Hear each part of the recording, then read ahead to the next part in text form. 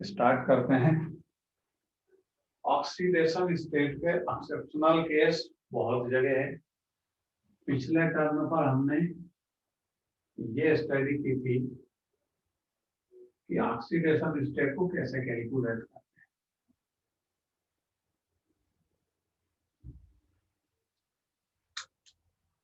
जैसे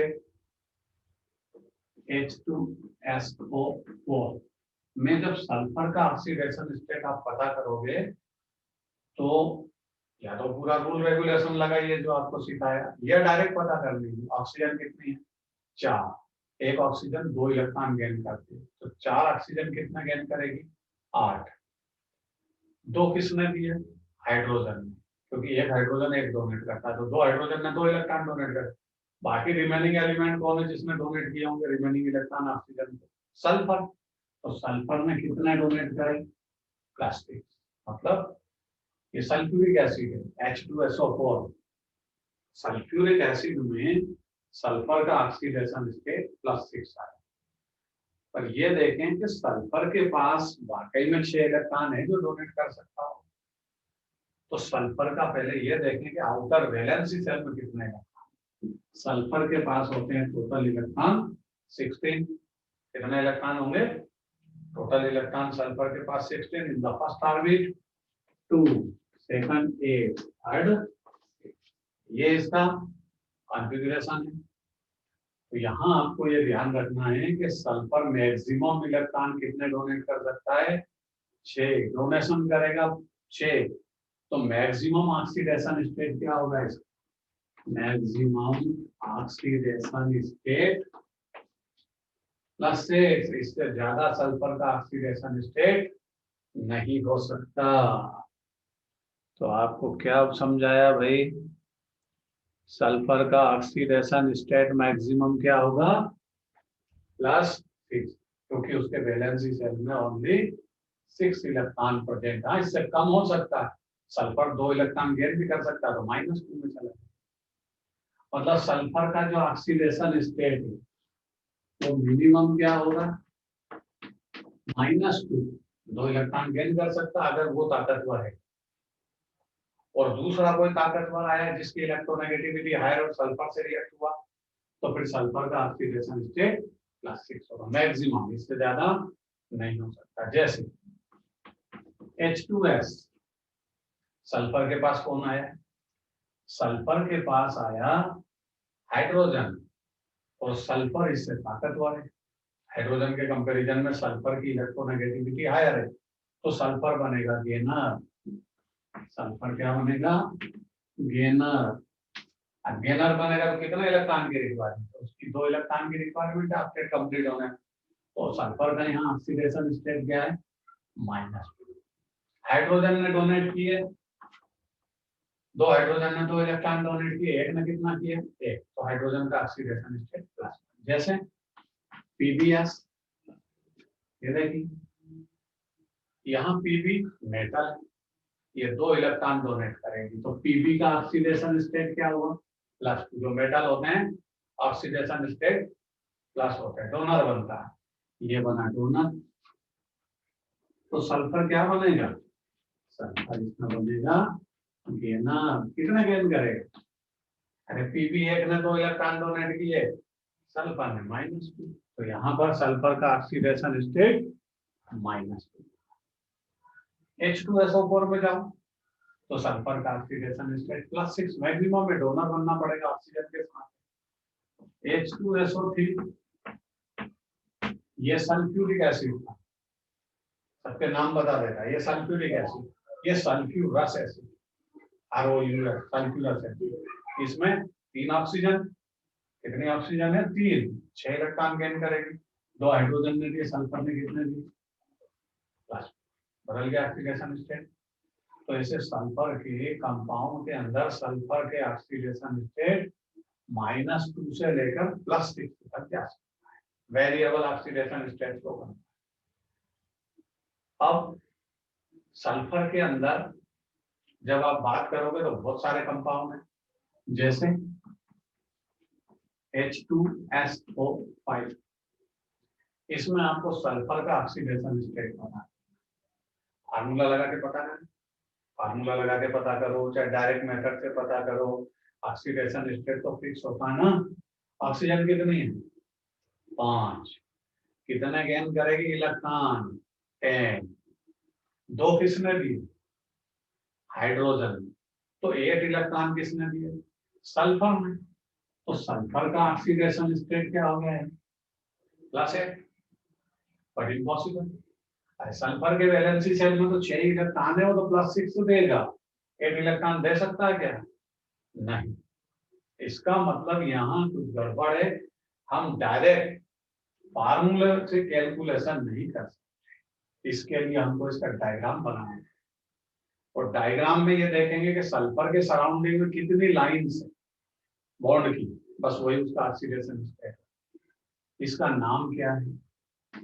इसका नाम लिख लेते हैं, केरोज एसिड, H2SO5।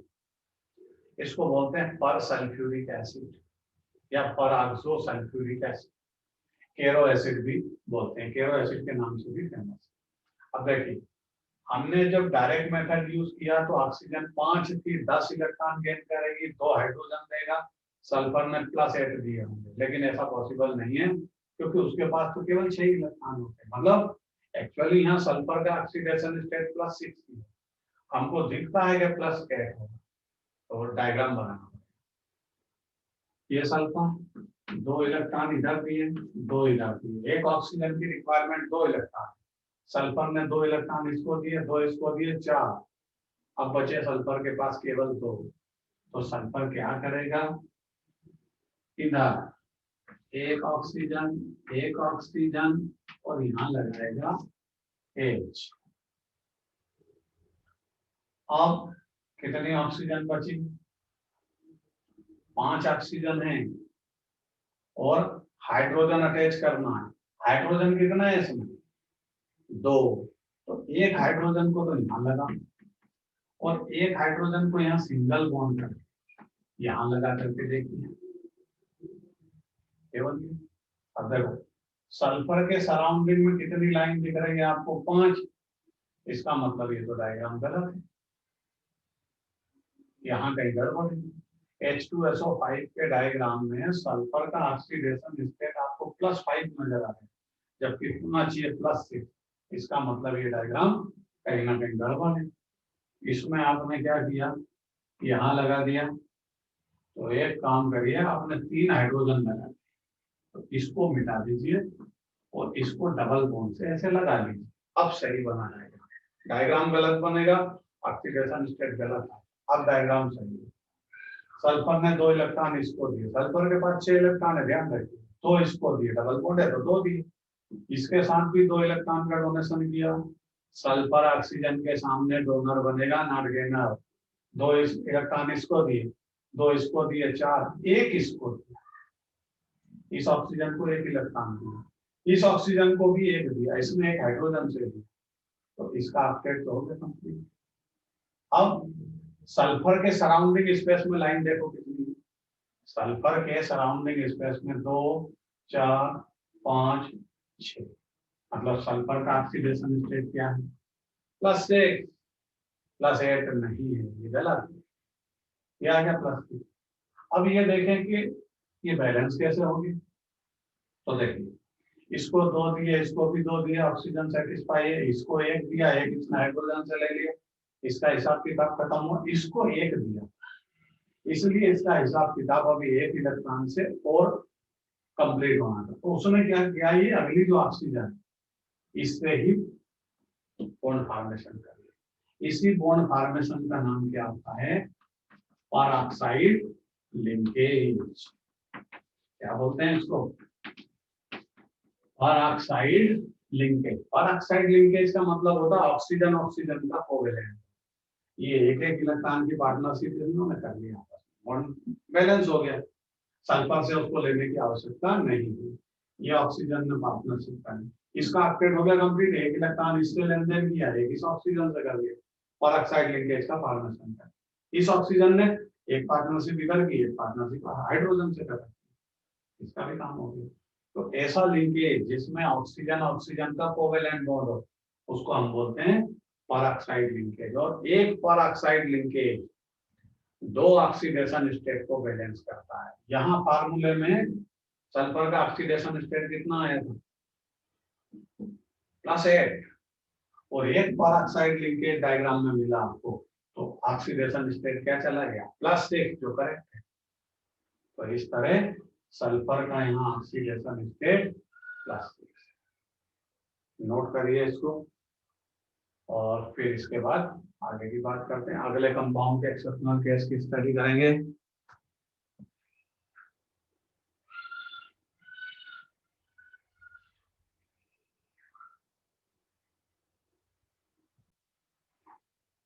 चलिए, ये केरो एसिड का एक्सेप्शनल केस था। आपको इसी तरह ऑक्सीडेशन स्टेट पता करना पड़ेगा। अगला केस लेते हैं। अगला केस आता है ओलियम। फिर उसके बाद दूसरा अगला एसिड आएगा। ओलियम का मतलब होता है कंसंट्रेट H2SO4। 98% का कंसंट्रेट जो H2SO4 होता है उसको हम बोलते हैं ओलियम। ओलियम का मतलब समझ लेना भाई। ओलियम का मतलब होता है कंसंट्रेट 99 या 98% कंसंट्रेट H2SO4 का नाम ओलियम होता है। ओलियम का फार्मूला क्या है? ओलियम का फार्मूला होता है H2S2O7। ये ओलियम का फार्मूला। इसमें सल्फर का ऑक्सीडेशन स्टेट हमको पता करना आना चाहिए, +6 आ जाएगा। देखिए सल्फर कितने हैं, 2, ये 2 बनाती है। इसको पायरोसल्फ्यूरिक एसिड भी बोलते हैं। क्या नाम बोलते हैं इसको? Pyrosulphuric acid. एक ऑक्सीजन दोनों सल्फर के बीच में होगी, बस बाकी सब अपने अपनी जगह रहेंगे। 2 यहाँ, 2 यहाँ, एक हाइड्रोजन ऑक्सीजन से अटैचमेंट है, इधर 2, इधर भी 2, और इधर एक OH। ये बन जाएगा सल्फर का ऑक्सीडेशन स्टेट। देखो 2 इसको दिए, 2 इसको दिए, 4, एक इधर दिया, 5, एक इधर दिया। सल्फर का ऑक्सीडेशन स्टेट +6 से 6 लाइन उसके सराउंडिंग में, तो +6। इसका भी ऑक्सीडेशन स्टेट +6। सिंपल सी कंसेप्ट है, सिंपल सी बात है, कोई इसमें एक्सेप्शनल केस नहीं है। नाम समझाने के लिए आपको पता है। अब आगे बढ़ते हैं। अगला आता है भाई H2S2O8। ये भी सल्फर का एसिड है। ये भी क्या है? सल्फर का एसिड। अब इसमें सल्फर का ऑक्सीडेशन स्टेट पता करें। सल्फर का जब आप ऑक्सीडेशन स्टेट पता करोगे तो ऑक्सीजन कितनी है? ऑक्सीजन है 8। कितने इलेक्ट्रॉन गेन करेगी? 16। 2 किसने दिए? हाइड्रोजन। बचा 14। तो 2 सल्फर ने मिलकर 14 इलेक्ट्रॉन डोनेट किए, मतलब एक ने +7। कितना दिया? +7। तो सल्फर का ऑक्सीडेशन स्टेट +7 पॉसिबल है क्या? नहीं। तो यहाँ पर आपको डायग्राम बनाना पड़ेगा, डायग्रामेटिक कैलकुलेशन करना पड़ेगी, +6 आएगा। देखते हैं क्या होगा। इसका नाम है मार्शल एसिड। क्या बोलते हैं इसको? Marshall acid. देखते हैं हाइड्रोजन सल्फर का ऑक्सीडेशन स्टेट क्या है। +6 आना चाहिए। ये सल्फर 2 इधर, 2 इधर, एक इधर, एक इधर।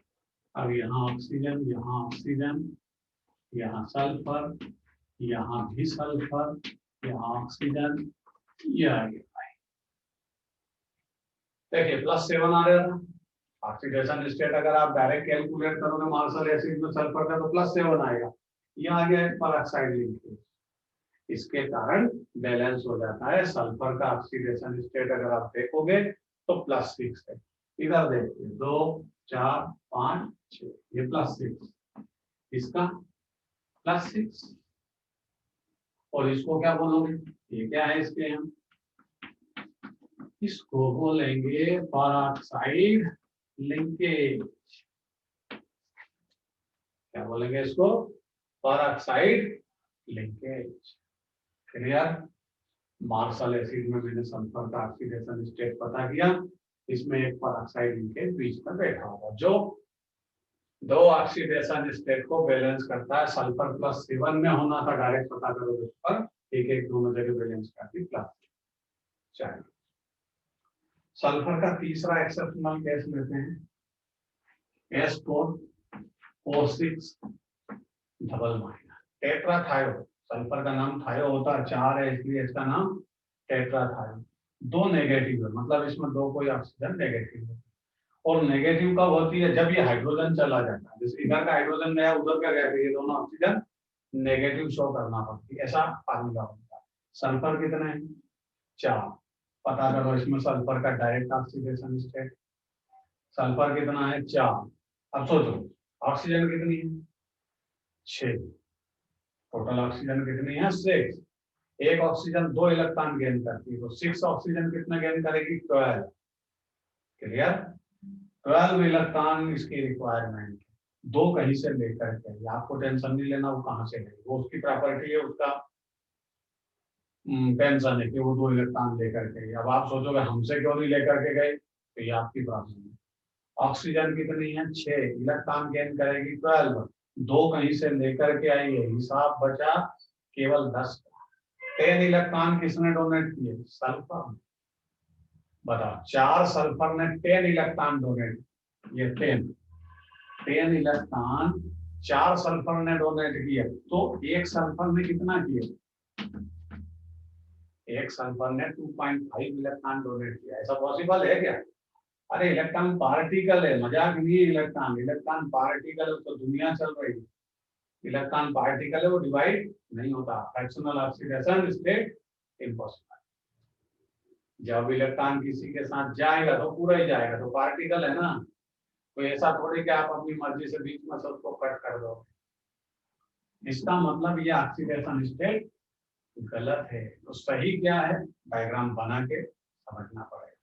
ये 4 सल्फर, 1 2 3 4 बना के 4 सल्फर, 6 ऑक्सीजन, 2 इसको लगा, एक इधर लगा दो, इसको नेगेटिव बना दो, 3 इसको लगा दो, 3 उसको लगा दो, बस काम खत्म।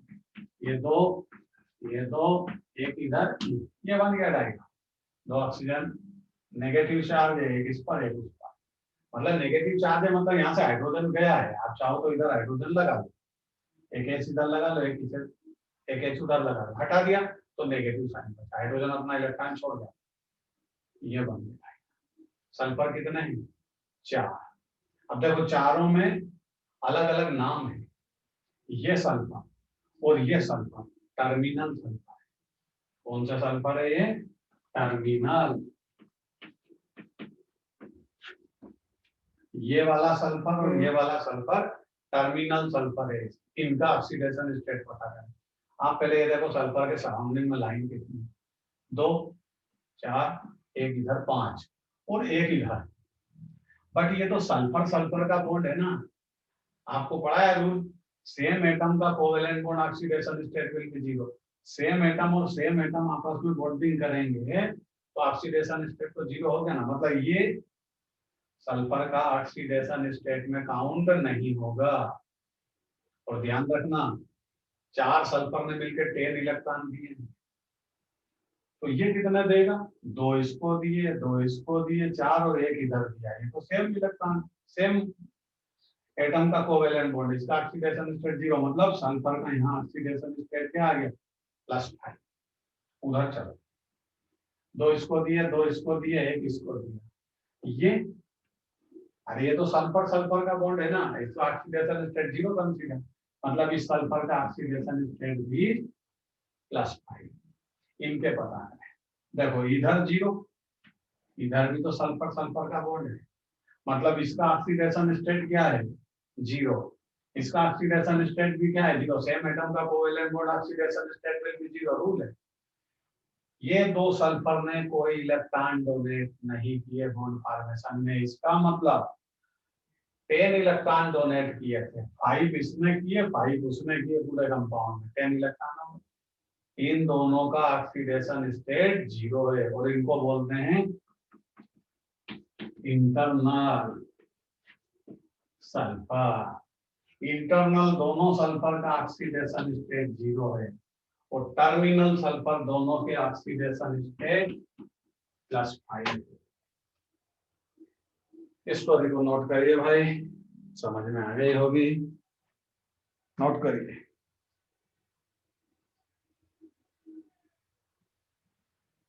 भाई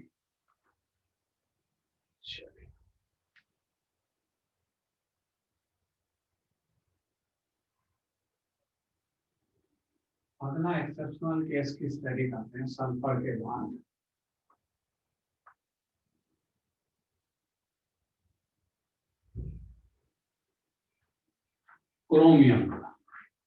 क्रोमियम का एक कंपाउंड होता है ऑक्साइड, जिसको बोलते हैं CrO5 क्रोमियम ऑक्साइड।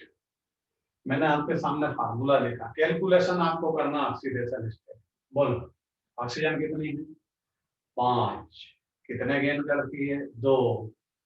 5 ऑक्सीजन कितने इलेक्ट्रॉन गेन करेगी? 10।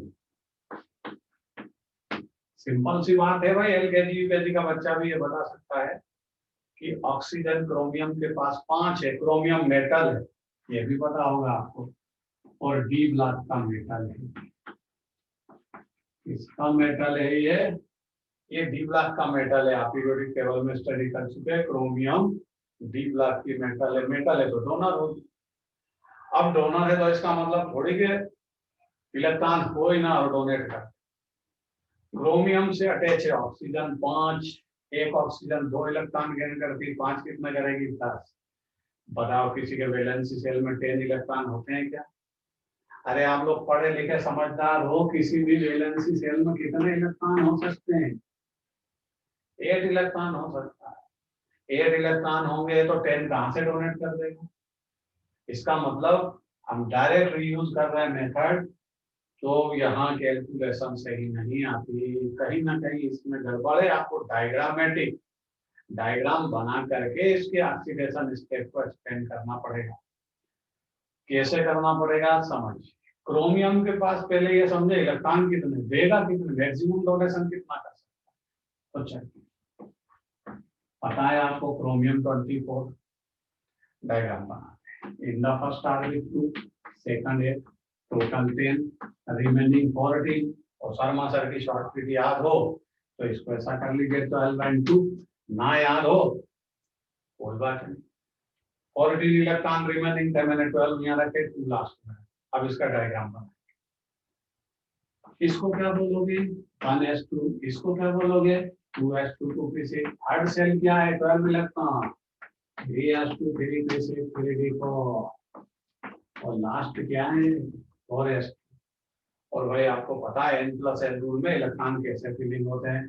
पहले यहाँ आएंगे, फिर 2s2 में आएंगे, फिर 2p6 में जाते हैं, फिर 3s में जाते हैं n+n रूल के अकॉर्डिंग, फिर 3p6 में इलेक्ट्रॉन फुलफिल होता है। और 3p6 के बाद इलेक्ट्रॉन कहाँ जाता है भाई? 4s2 में। 4s2 फुलफिल होगा तो इलेक्ट्रॉन से फिर रिटर्न होंगे इलेक्ट्रॉन, तो कहाँ आते हैं? 3d4। ऐसा है इसका रूल रेगुलेशन।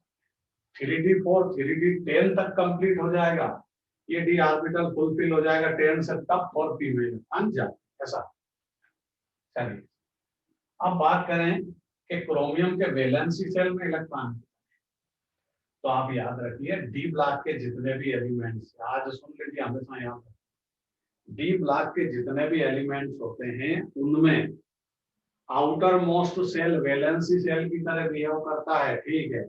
साथ में ये डी ऑर्बिटल में जितने इलेक्ट्रॉन प्रेजेंट होते हैं ये भी वैलेंसी सेल की तरह बिहेव करता है। उसका रीजन है कि ये डी ऑर्बिटल और ये एस ऑर्बिटल की एनर्जी लेवल में कोई बहुत लार्ज डिफरेंस नहीं है, सिमिलर मतलब मिनिमम एनर्जी डिफरेंस है। तो समझाने का मतलब ये है कि डी ब्लॉक के जितने भी एलिमेंट्स है उनमें आउटर मोस्ट सेल जो है वो तो वैलेंसी सेल है ही, तो सबके लिए रूल है। बट डी ब्लॉक के एलिमेंट्स में डी ऑर्बिटल में भी जितने इलेक्ट्रॉन प्रेजेंट होते हैं वो भी बॉन्ड फॉर्मेशन में इन्वॉल्व हो सकते हैं, मतलब ये जा सकते हैं बॉन्ड फॉर्मेशन, मतलब ये वैलेंसी सेल के इलेक्ट्रॉन की तरह भी हो करते हैं। बताओ क्रोमियम में कितने इलेक्ट्रॉन हैं जो जा सकते हैं? 4s2 2 इलेक्ट्रॉन, B4 4, ये ऐसे कुल मिलाकर 6 इलेक्ट्रॉन हैं जो क्रोमियम अपने पास से किसी अनदर एलिमेंट को रिलीज कर सकता है। मतलब क्रोमियम का मैक्सिमम ऑक्सीडेशन स्टेट क्या पॉसिबल है? +6, मेटल है, गेनर नहीं है। अरे बात समझ में? तो क्रोमियम का मैक्सिमम ऑक्सीडेशन स्टेट +6 होगा। यहाँ आप क्रोमियम का ऑक्सीडेशन स्टेट पता कर रहे हैं तो 5 ऑक्सीजन 10 इलेक्ट्रॉन गेन करेंगे। क्रोमियम के पास है क्या 10 इलेक्ट्रॉन जो उसको डोनेट करेगा? अरे क्रोमियम के पास टोटली 6 इलेक्ट्रॉन है, कहां से डोनेट कर देगा? इसलिए ये वाला कंसेप्ट गलत है कि इसका ऑक्सीडेशन स्टेट 10 हो सकता है। इसका ऑक्सीडेशन स्टेट तो +6 ही होगा। और जैसा आपको समझाया कि 10 को 6 पर लाना है, अरे 10 इलेक्ट्रॉन का हिसाब किताब था, उसको 6 पे लाना है। एक पर ऑक्साइड लिंकेज 2 ऑक्सीडेशन स्टेट को बैलेंस करता है, इसका मतलब इसमें 4 इलेक्ट्रॉन को बैलेंस करना है, आपको 2 पर ऑक्साइड लिंकेज डिजाइन करना पड़ेगा। कैसे करते हैं डायग्राम देखिए। ये क्रोमियम 6 इलेक्ट्रॉन से ज्यादा डोनेट नहीं कर सकता, ध्यान रखिए। ये एक ऑक्सीजन को कितने दिए इसने? 2, बचे 4। अब ये 4 ऑक्सीजन को देगा, एक इधर, एक इधर, एक इधर। देखिए इसमें, देखिए क्रोमियम के सराउंडिंग स्पेस में 1 2 2 4 5 6, क्रोमियम के सराउंडिंग में 6 इलेक्ट्रॉन उसने डोनेट किए। क्रोमियम का ऑक्सीडेशन स्टेट क्या हुआ? +6। लेकिन कंपाउंड का फॉर्मेशन अभी कहाँ हुआ? इसका तो काम हो गया, इसने तो 2 इलेक्ट्रॉन ले लिया अपने क्रोमियम से। तो ये 4 ऑक्सीजन कहाँ लेगी? इनमें कहाँ ऑक्टेट कंप्लीट हुआ? क्रोमियम ने 1 इलेक्ट्रॉन दिया, 1 इलेक्ट्रॉन से ऑक्सीजन का ऑक्टेट कंप्लीट होता है क्या? नहीं। तो फिर ये आपस में अपना ऑक्टेट खुद कंप्लीट करेगी। ये यहाँ एक बॉन्ड फॉर्मेशन करेगी, ऑक्सीजन टू ऑक्सीजन, इसी का नाम पेरोक्साइड लिंकेज और ऑक्साइड लिंकेज। इस पेरोक्साइड लिंकेज से ऑक्सीजन ने अपना बॉन्ड फॉर्मेशन किया, एक 2 ऑक्सीडेशन स्टेट बैलेंस हो गया। एक ये भी ऐसे ही करेगी, इसको भी आप क्या बोलोगे? Peroxide linkage. ये बन गया। मतलब क्रोमियम का ऑक्सीडेशन स्टेट +6 ही है। 2 ऑक्सीजन पेरोक्साइड लिंकेज का फॉर्मेशन करती है। और कितने पेरोक्साइड? 2 पेरोक्साइड लिंकेज का फॉर्मेशन करती है, जिससे 4 ऑक्सीडेशन स्टेट बैलेंस होता है। इसका मतलब क्रोमियम का ये फार्मूला नहीं है, CrO5 भी लिख सकते। कैसा लिखते हैं इसको? CrO3O2 ऐसे लिखते हैं। 2 ऑक्सीजन अलग है, 3 का 1 2 3, मतलब क्रोमियम का इसमें पढ़ लीजिए, ऑक्सीडेशन स्टेट +6 सात हो गया। उसने 3 इलेक्ट्रॉन, 3 ऑक्सीजन को 6 इलेक्ट्रॉन डोनेट किए होंगे, 2 ऑक्सीजन अलग से अपना पेरोक्साइड लिंकेज। ये डायग्राम, और इस डायग्राम को बोलते हैं हम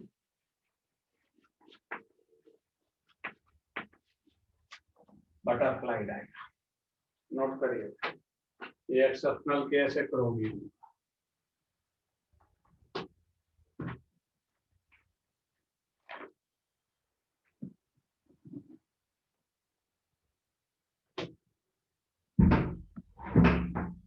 कैसे स्टडी करें और कैसे पता करें उसमें कि ऑक्सीडेशन स्टेट कैसे पता करेंगे? चलिए, लास्ट ईयर नीट में जो क्वेश्चन आया है उसकी बात करते हैं। क्वेश्चन पूछा था कि ब्रोमीन का ऑक्सीडेशन स्टेट बताइए। फार्मूला क्या था? पहले वो लिख देते हैं। Br3O8 ऐसा कंपाउंड था, इसमें ब्रोमीन का ऑक्सीडेशन स्टेट का क्वेश्चन था, कितना इसका ऑक्सीडेशन स्टेट है। पहले ब्रोमीन के बारे में समझ लें, फिर उसके ऑक्सीडेशन। ब्रोमीन में होते हैं 35 electron, first orbit 2 second 8 third 18 last 7। इसका मतलब maximum oxidation state bromine +7 halogen family का मेंबर है, उसके आउटर में +7 इलेक्ट्रॉन है, मतलब 7 इलेक्ट्रॉन है, तो ये मैक्सिमम डोनेशन कितना कर सकता है? +7 गेन करेगा -1, अपना ऑक्टेट कंप्लीट कर लेगा। मतलब इसका ऑक्सीडेशन स्टेट -1 से लेकर कहां तक जा सकता है, +7 +8 इसका ऑक्सीडेशन स्टेट नहीं हो सकता। ऑक्सीडेशन स्टेट फ्रैक्शनल नहीं होता है, दिखता तो है कि फ्रैक्शनल होगा लेकिन होता नहीं। ऑक्सीडेशन स्टेट पता करिए डायरेक्ट मेथड। ब्रोमीन कितनी है, 3। इधर ऑक्सीजन कितनी है, 8। एक ऑक्सीजन 2 इलेक्ट्रॉन गेन करती है, तो 8 ऑक्सीजन कितने इलेक्ट्रॉन गेन करेगी, ऐसा सबको पता है। 8 ऑक्सीजन है, एक ऑक्सीजन 2 इलेक्ट्रॉन गेन करती है तो 8 गेन करेगी 16। इधर कौन बैठा डोनर, ब्रोमीन, क्योंकि ब्रोमीन से ऑक्सीजन की इलेक्ट्रोनेगेटिविटी हायर है, तो 3 ब्रोमीन है, मतलब 16 इलेक्ट्रॉन 3 ब्रोमीन ने डोनेट किए, तो एक ब्रोमीन ने कितना किया, एक ब्रोमीन ने 16/3 इलेक्ट्रॉन डोनेट, और ये पॉसिबल नहीं है। इसका मतलब इसका भी हमको डायग्राम बना करके आंसर देना, देखते हैं भाई समझ में आ जाए। तो ब्रोमीन कितनी है, 3, और इलेक्ट्रॉन कितने दिए तीनों ने मिलकर, 16। किसने कितने दिए, हो सकता है एक ही ब्रोमीन ने 16 दे दिया, नहीं एक ही ब्रोमीन 16 नहीं दे सकती, तो एक ब्रोमीन के पास 7, तो हो सकता है एक ने 7 दिया, दूसरे ने 7 दिया और 2 इलेक्ट्रॉन अगली ब्रोमीन ने दिया, ऐसा भी हो सकता है। या फिर ऐसा हो सकता है 6 एक ने दिए, 6 एक ने दिए, 4 एक ने दिए, हो गया 16 का हिसाब।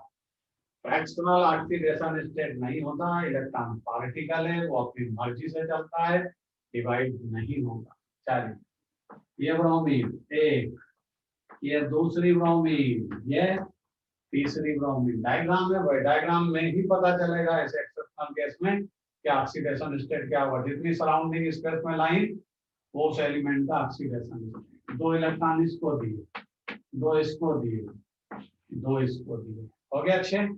इधर ऐसा बना दीजिए, ये बना दिया। अभी भाई आपके पास ऑक्सीजन बाकी है 2, 3 मैंने इधर लगाई, 3 उधर लगाई, 6 अभी 2 बाकी है, जिसके हिस्से में आए वो ले जाऊं। ये डायग्राम पर अगर कभी वो ऐसा दे दे एग्जाम में, आप 2 माइनस चार्ज लगा दे, तो इस ऑक्सीजन को सिंगल बॉन्ड से करना, माइनस खींच देना, उधर के ऑक्सीजन को सिंगल बॉन्ड से करना, माइनस चार्ज लगाना, हो जाए। चलिए, अभी आपको कैसा दिया उसने, अभी ये दिया। अब देखो ऑक्सीडेशन स्टेट पता है, इस ब्रोमीन के सराउंडिंग स्पेस में कितनी लाइन पता है, 2 इसको दिए, 2 इसको दिए, 4, 2 इसको दिए, 6, और ये तो सेम एटम का कोवेलेंट बॉन्ड, सेम एटम का covalent bond, oxidation state will be 0, इसलिए इसका ऑक्सीडेशन +6। ये वाला बॉन्ड ऑक्सीडेशन स्टेट में काउंट नहीं होगा। हाँ, यहाँ कोई दूसरा एलिमेंट होता तो काउंट हो जाता। डिफरेंट एटम के कोवेलेंट बॉन्ड ऑक्सीडेशन स्टेट में कन्वर्ट होता, सेम एटम का covalent bond oxidation state count नहीं होता। चलिए इस पे आइए, 2 इसको दिए, 2 इसको दिए, 2 इसको दिए, +6। ये वाली ब्रोमीन क्या है, टर्मिनल ब्रोमीन है, और टर्मिनल ब्रोमीन का ऑक्सीडेशन स्टेट क्या आया, टर्मिनल ब्रोमीन इक्वल टू +6। और कितनी है टर्मिनल, टर्मिनल 2 है। अब एक इंटरनल ब्रोमीन है, देखिए इंटरनल ब्रोमीन या सेंटर ब्रोमीन भी बोल सकते।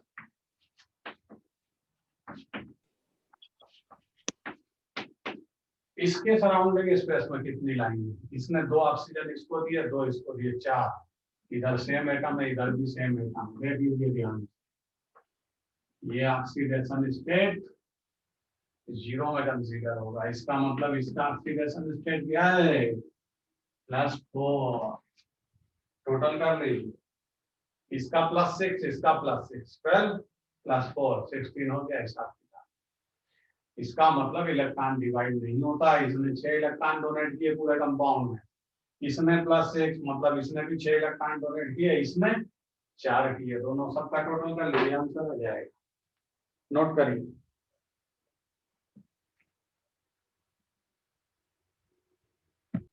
और हेडिंग लिखिए, oxidising agent and reducing agent.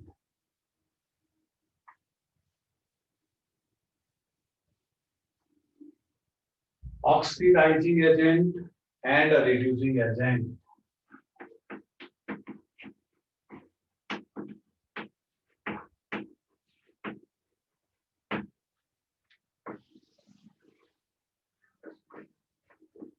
Reducing agent, इन दोनों की स्टडी करेंगे। पिछले टर्म पर आपने स्टडी की ऑक्सीडेशन और रिडक्शन, और दोनों की डेफिनेशन फिर से एक बार पेज पलट के रिवाइज कर लें। मैं तो बोलूंगा ही सही, लेकिन आपको याद होना चाहिए, तभी ऑक्सीडाइजिंग एजेंट और रिड्यूसिंग एजेंट समझ में। ऑक्सीडेशन की डेफिनेशन है loss of electron by element, कोई एलिमेंट इलेक्ट्रॉन को लूज कर दे वो ऑक्सीडेशन, और जब इलेक्ट्रॉन को कोई एलिमेंट लूज करेगा तो उसका ऑक्सीडेशन स्टेट इंक्रीज होगा। इसका मतलब increase in oxidation state called oxidation. इसके अपोजिट रिडक्शन में जाओगे तो रिडक्शन का मतलब है gain of electron called reduction. और कोई एलिमेंट जब इलेक्ट्रॉन को गेन करता है तो नेगेटिव आयन में कन्वर्ट होता है, दुनिया जानती है, और नेगेटिव आयन का ऑक्सीडेशन स्टेट डिक्रीज होता है। मतलब जब ऑक्सीडेशन स्टेट एलिमेंट का डिक्रीज हो जाए, समझिए reduction.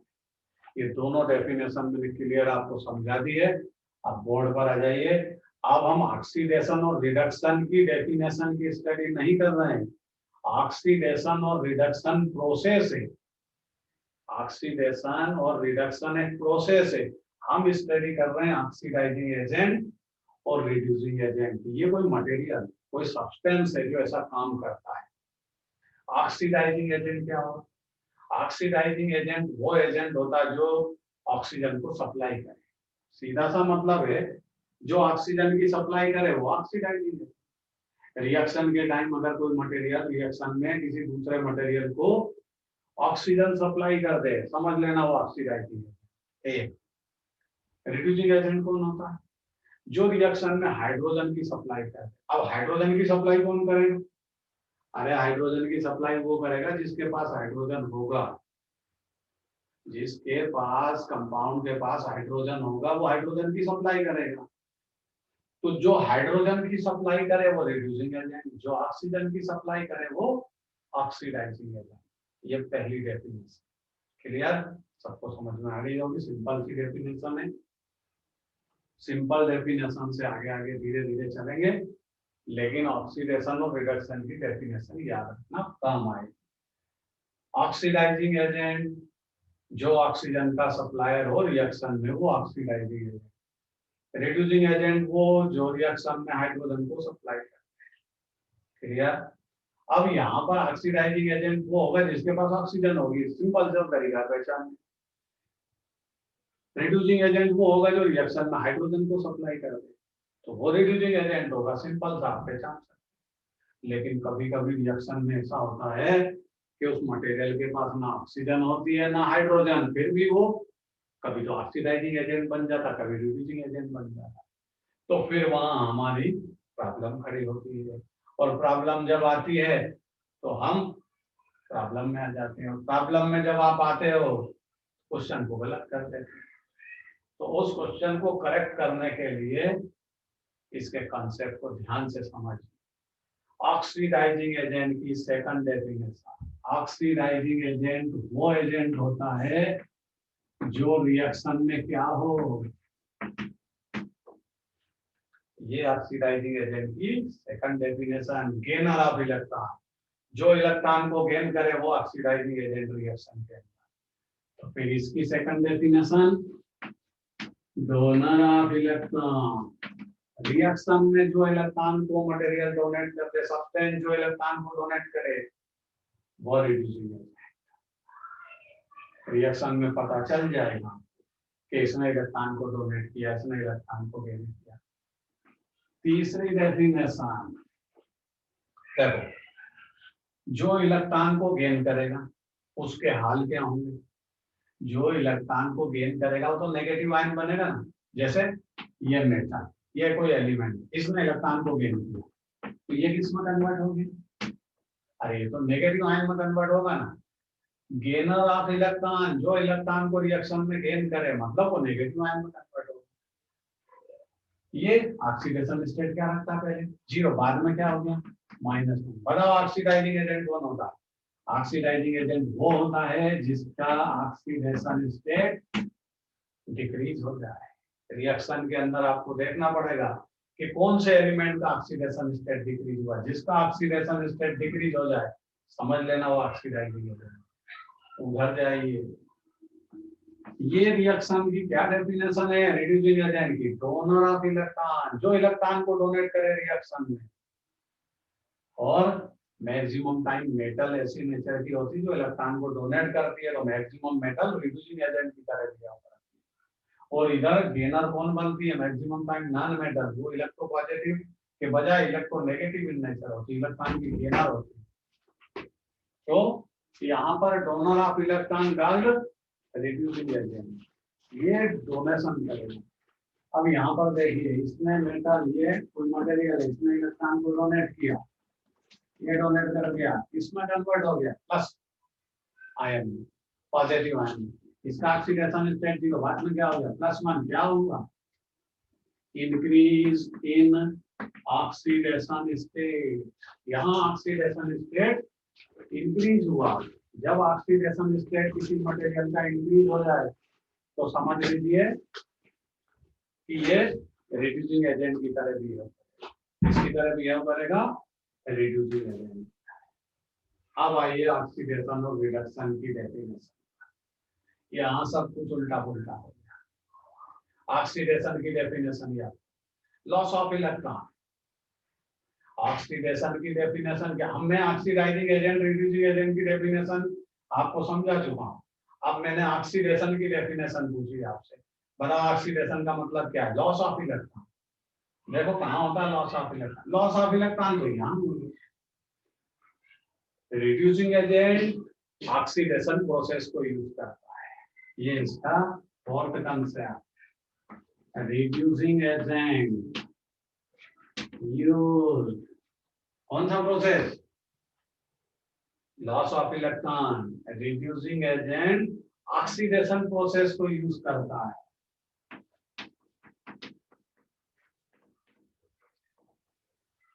Reducing agent used oxidation process, क्योंकि वो लॉस ऑफ इलेक्ट्रॉन।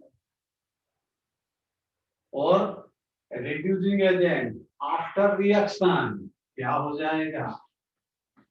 ऑक्सीडाइज। जो रिड्यूसिंग एजेंट है वो रिएक्शन के बाद में क्या हो जाता? ऑक्सीडाइज। क्यों? उसने ऑक्सीडेशन प्रोसेस यूज किया, लॉस ऑफ इलेक्ट्रॉन का ऑक्सीडेशन। इधर आ जाएगी, यहाँ क्या होगा?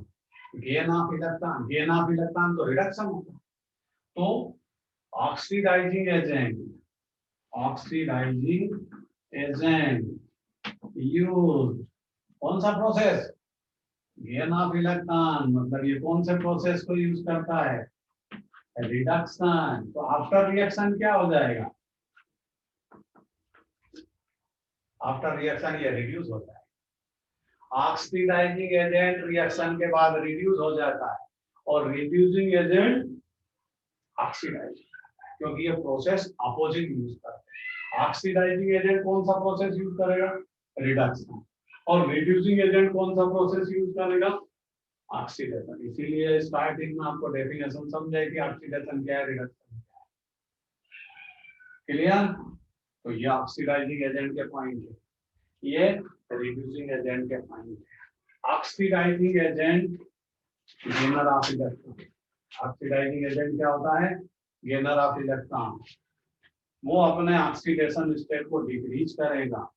ऑक्सीडाइजिंग एजेंट रिडक्शन प्रोसेस को यूज करता है, इसलिए वो बाद में रिड्यूस हो जाता है। ये 3 पॉइंट मेन। फिर मैं इसका नाम बताऊंगा, इसको याद कैसे। रिड्यूसिंग एजेंट कौन होता है? जो इलेक्ट्रॉन का डोनर ऑफ इलेक्ट्रॉन, जो इलेक्ट्रॉन का डोनेट करेगा वो प्लस पॉजिटिव आयन में कन्वर्ट होगा, मतलब उसका ऑक्सीडेशन स्टेट इंक्रीज होगा। रिएक्शन के टाइम जिसका ऑक्सीडेशन इंक्रीज हो जाए समझ लेना और रिड्यूसिंग एजेंट है। और रिड्यूसिंग एजेंट कौन से प्रोसेस को यूज करता है? ऑक्सीडेशन को, मतलब वो रिएक्शन के बाद ऑक्सीडाइज हो। इसको कैसे याद? इसको याद रखिए इससे। ऑक्सीडाइजिंग एजेंट का नाम होता है गोवा। गोवा जैसे ही बोलोगे ऑक्सीडाइजिंग एजेंट की पूरी हिस्ट्री याद आ। गोवा में, गोवा जानते हो कहाँ है, आप सब जा चुके हो। गोवा में जी का मतलब गेनर, यहाँ गोवा लिखा मैंने। गोवा में जी का मतलब गेनर, ओ का मतलब ऑक्सीडाइजिंग, ए का मतलब एजेंट। जो इलेक्ट्रॉन का गेनर है वो oxidising agent, gainer oxidising agent, ये गोवा का मतलब, ये लिखा गेनर ऑक्सीडाइजिंग एजेंट। तो इसका पूरा मतलब ही तो यही बना Goa, G O A, G for gainer, O for oxidising, A for agent. Goa से याद रखिए गेनर ही ऑक्सीडाइजिंग एजेंट होता है, सारी हिस्ट्री अपने को याद आ जाए।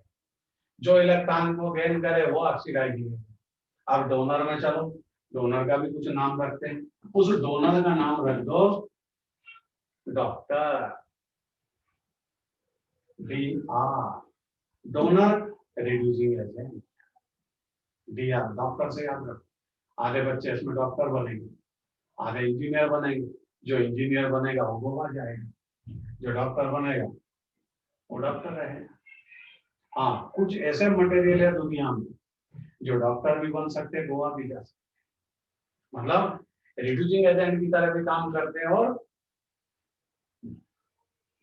ऑक्सीडाइजिंग एजेंट की तरह भी काम करते हैं। मतलब वो गोवा भी जा सकते हैं और डॉक्टर भी बन सकते हैं। वो ऐसे बिरले स्टूडेंट होते हैं जिनकी हाई थिंकिंग होती है, जिनकी स्टडी बहुत अच्छी होती है, जो दिन रात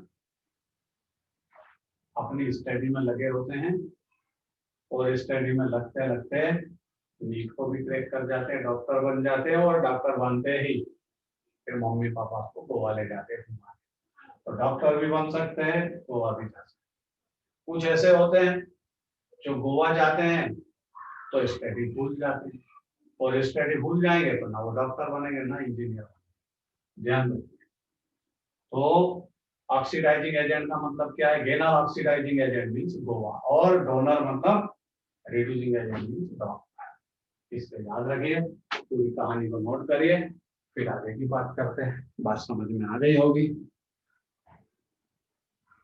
हर दिन हमारे को यूज में। अब देखिए रिएक्शन आपके सामने रहेगी, उसमें आपको पहचानना है इसमें ऑक्सीडाइजिंग एजेंट कौन है, रिड्यूसिंग एजेंट कौन है, और इनको पहचानते पहचानते आप अपना नाम भी भूल जाओगे।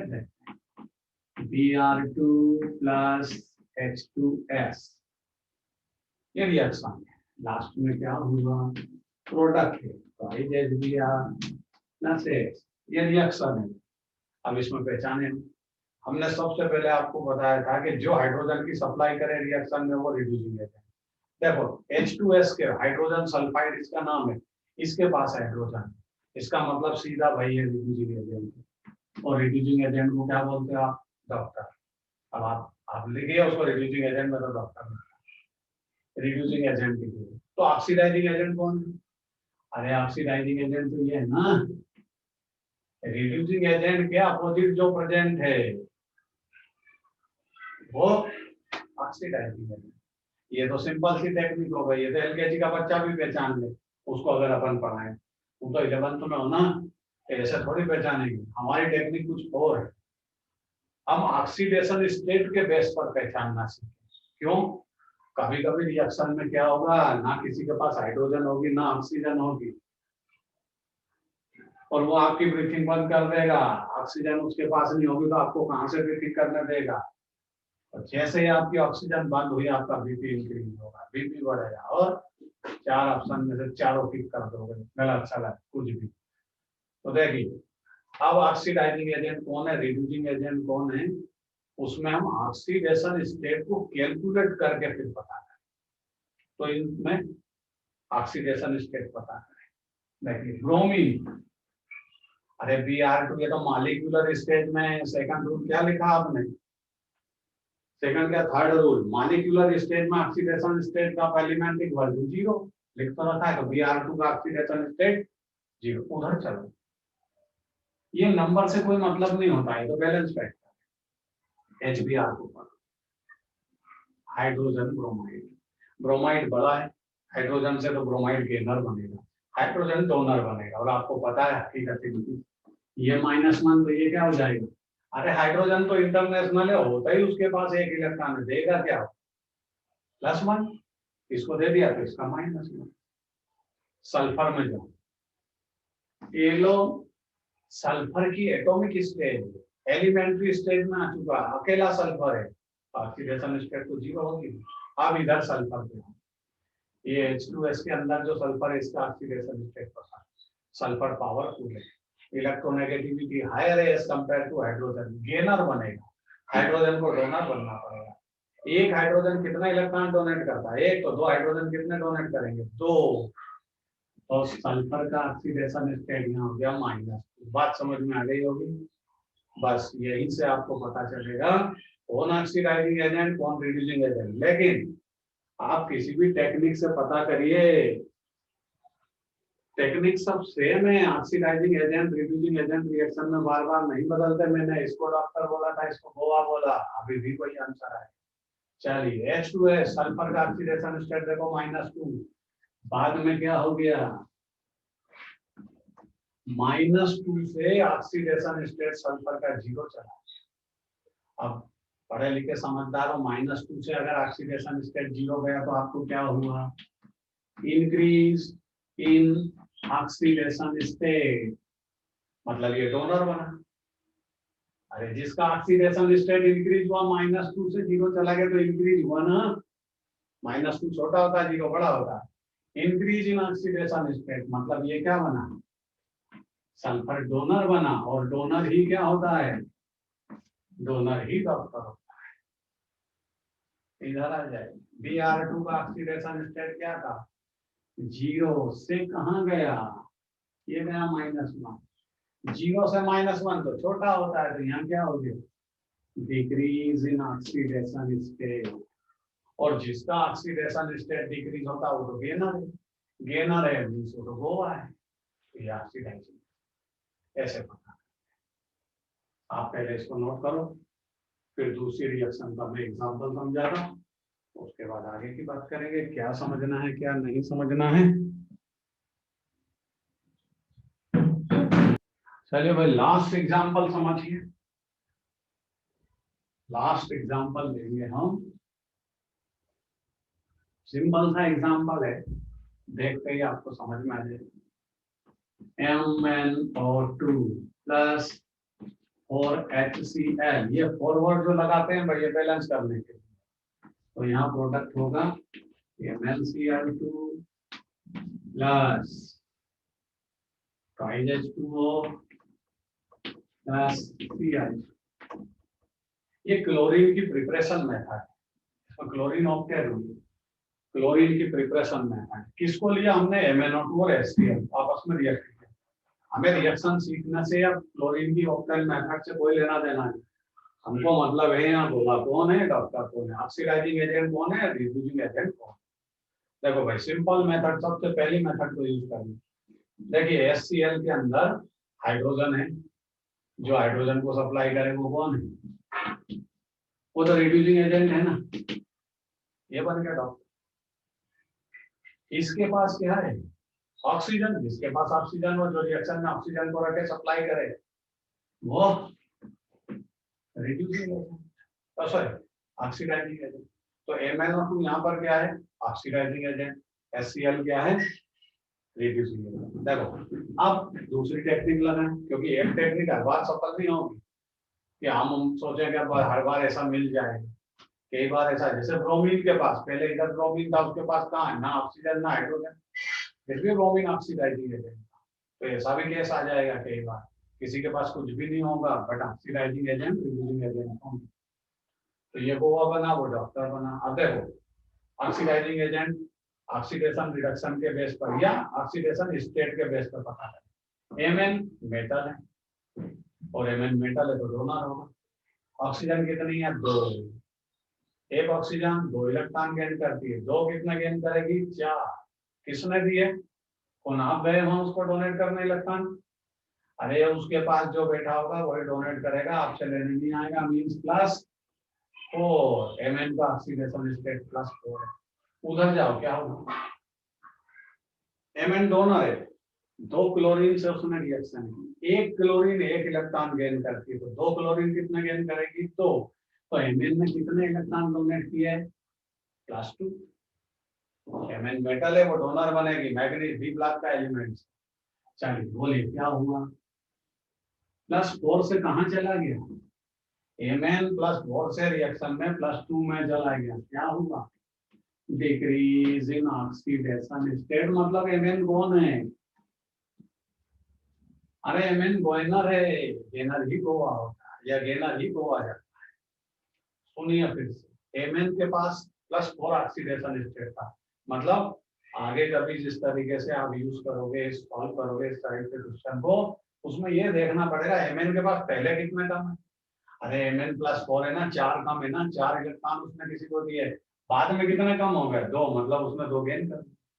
+4 से +2 जाना मतलब गेनर हुआ ना, 2 इलेक्ट्रॉन गेन किए गए। किसने दिए? ये आपको टेंशन नहीं पालना है। इधर चलिए, HCl में क्लोरीन का oxidation state -2, chlorine gainer, hydrogen donor. उधर जाएंगे, क्लोरीन का यहाँ क्या हो गया?